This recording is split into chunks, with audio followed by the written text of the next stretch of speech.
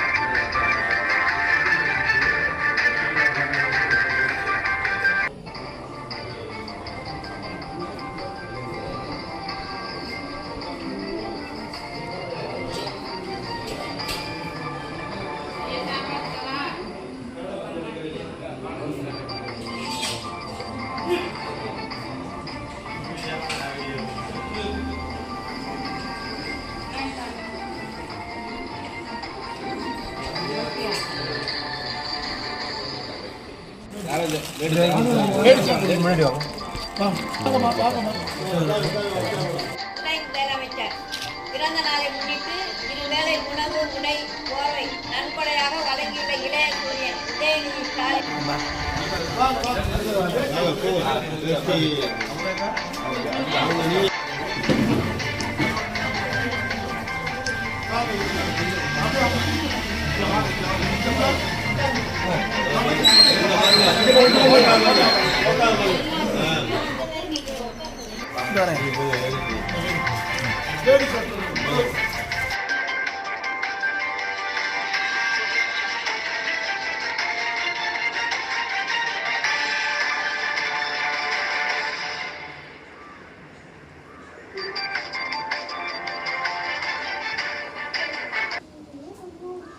இங்க பாருங்கண்ணா